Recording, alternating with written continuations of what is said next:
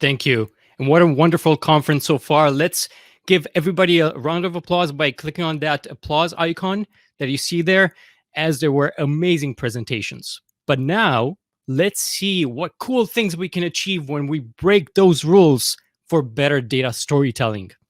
Allow me to surprise you.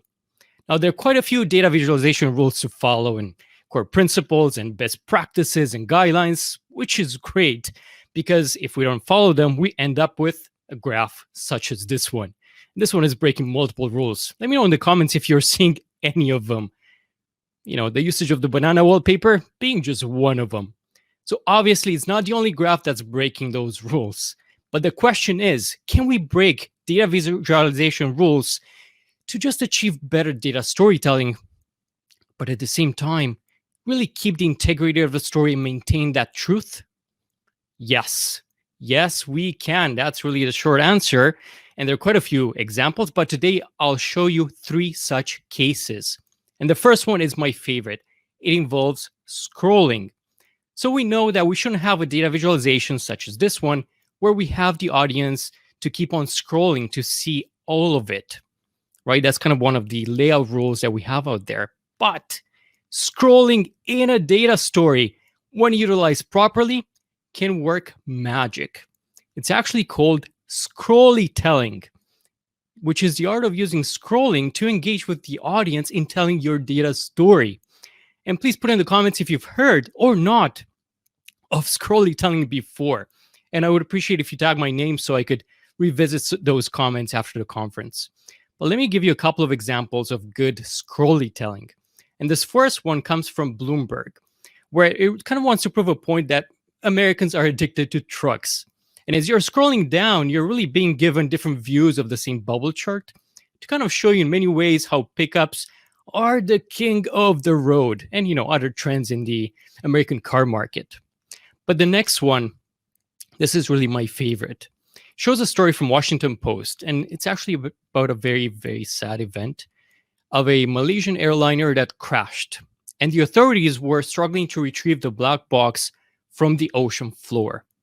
And here, the data storyteller employed the use of one graph and the art of scrollytelling to convey to the reader why it's so hard to retrieve this black box. So we're starting from the sea level, and as we scroll down, we're just going deeper into the ocean. And you can see that we can visualize some well-known landmarks to kind of serve as comparisons on how deep into the ocean we are at this point, along with other interesting references. So we're already quite deep, but we keep on scrolling down, and we're starting to get the feeling that, hey, we've scrolled down for a while. It's been 30 seconds or more already. But that's kind of the beauty of it, that the audience is starting to experience how far this black box is. And finally, we're just reaching the end, shy of 3 miles down, where the black box needs to be recuperated from. So conclusion here is that through scrolling, when done properly, you can really involve your audience in your story. And I think you can get that message across better. Axis inversion. Let me know what you think about this one. Should we invert the axis? I think the short answer is no. Let me give you an example why that is. This is a graph that was distributed by Reuters a few years ago. And let me know in the comments if you've seen it before. But also let me know, what's that first message that we're getting across from this graph? Well, that since 2005, when Florida enacted its Stand Your Ground law, the number of deaths decreased. But that's not the truth. Because even though the data is accurate, it's not plotted in a way that transfers the same accuracy and integrity into the data story. How come? Well, upon closer inspection, we can see that the zero on the y-axis is at the top, and as we're scanning those numbers down, we can see they are increasing, not decreasing. So the message is reversed. We should see it like this. We should flip it around. This is a more accurate way of looking at this plot. So obviously, we can see that since 2005, those number of murders committed using firearms have increased drastically. And, you know, I apologize that the message of the story is so grim, but also the way that this line graph is plotted on the left-hand side is quite a crime against data storytelling and data visualization best practices. So instead, you should plot it how I've done it on the right-hand side. So please definitely stay away from inverting the axis of a chart. But I'll be cheeky here and ask the question, can we still invert that axis while keeping the integrity and the truth? And by doing so, maybe tell that data story better? Actually, we can. So Kaiser Fang of junk charts provide this beautiful example. Imagine using this graph to convey a message to the American reader that the US dollar has been strengthening against the euro since 2018, since about here. Now, because the exchange rate is expressed as the number of the US dollar per 1 euro, the lower this number, the stronger the US dollar is. But it's kind of making you scratch your head a little bit, because the visual of a trend line running down seems to really contradict with the message that the US dollar has gained strength. Yes, we can also place annotations, and that definitely helps. And by the way, if we are presenting this graph to a finance audience, then this tends to be a no-brainer. They're used to seeing this rate. They understand that a trend line going down for this type of graph means that the US dollar is stronger in this context. And I'm not saying that we wouldn't get that, but for the non-finance audience, we can actually choose to break the axis inversion rule. And when we do that, it looks like this. And in doing so, the data visualization is really more in line with its message. We really see that growth being reflected in the visual, and it really matches the expectations of the audience. So in this case, I think that inverting the y-axis tells the story better. And please know that the author also flagged that below the title, the fact that they've inverted this axis. This is quite important to note, right? Very prominently at the top. Color usage. By the way, if you're seeing this color wheel spin a little bit, I'm not trying to hypnotize you, but if I am succeeding, please remember, put the lights on data, be datacated, and keep the truth in the story. So back to the color usage. There's so many do's and don'ts and rules on how to use and not to use color. And let me know, again, in the comments if there's anything that really stuck with you on how you should be using or not color in your graphs, in your data visualizations. But out of everything, there's one that kind of stands out.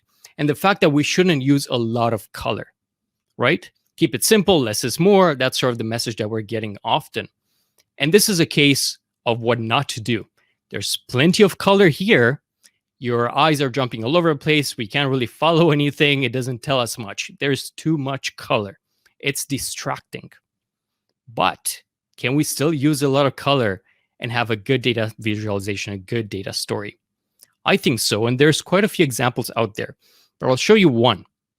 This one is a chart from The Economist, and they're using quite a few different colors, 9 colors actually to be exact, each one of them with 2 different hues. But I think it works, and I'll zoom in a little bit here so you can see it even better.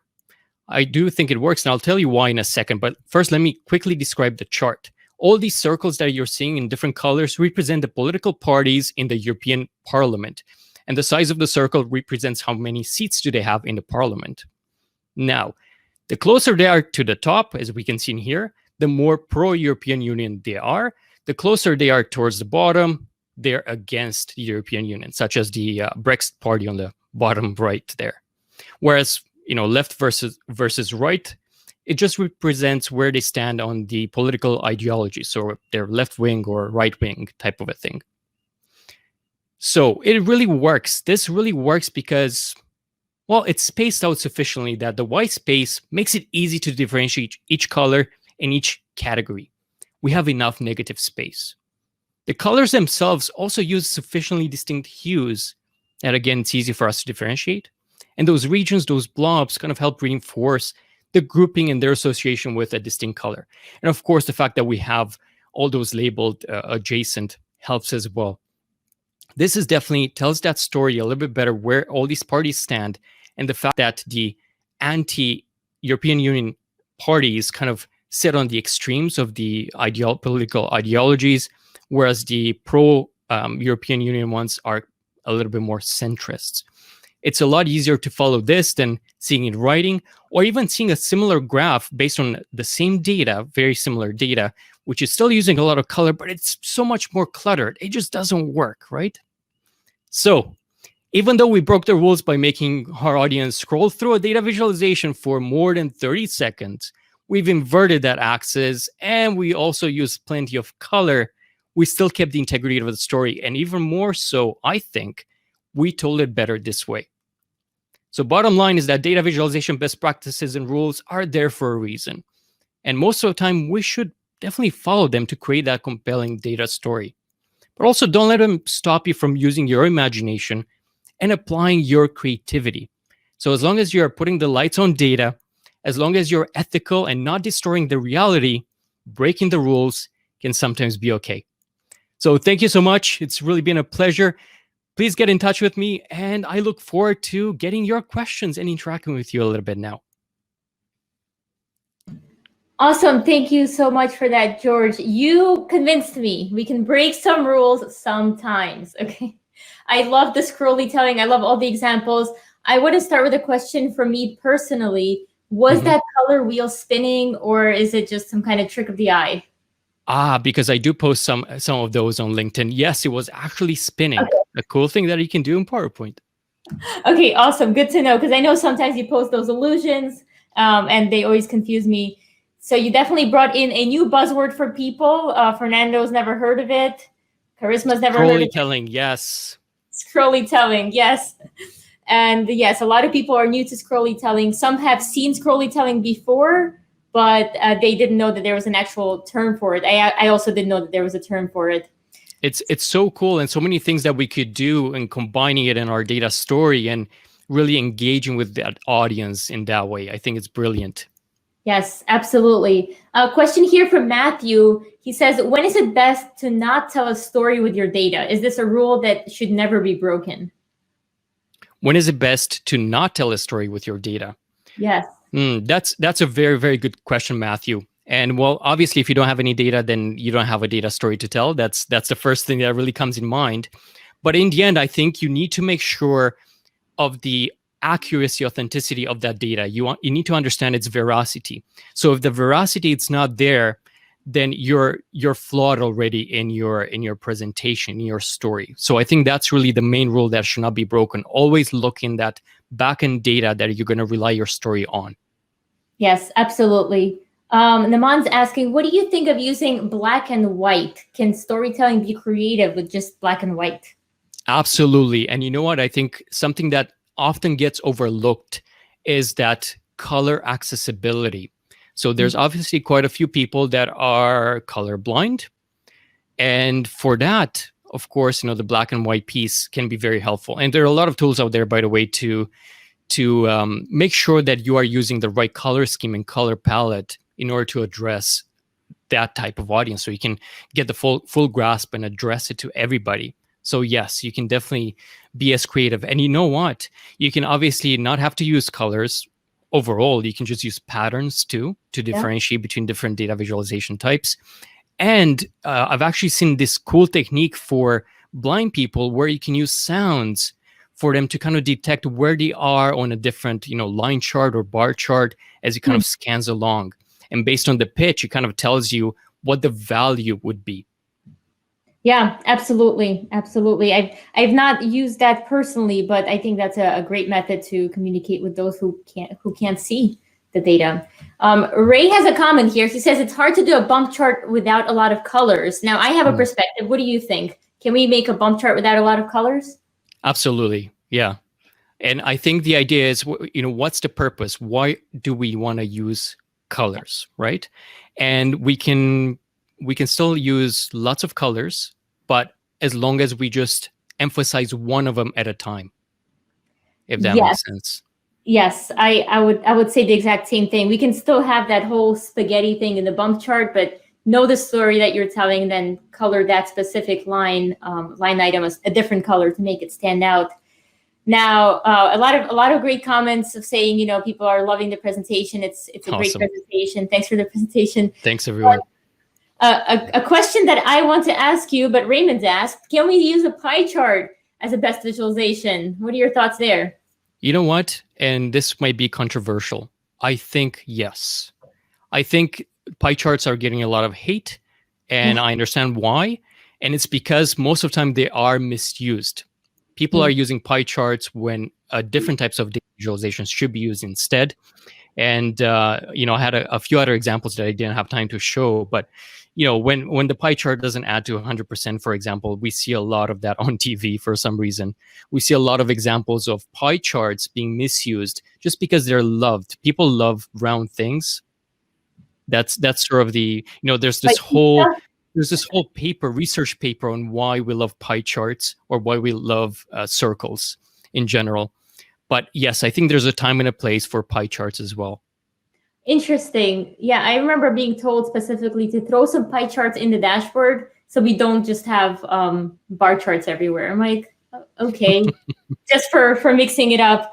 We'll take one last question here, sticking on the color choice. So Jigna's asking, what is your suggestions towards 3 best color choices?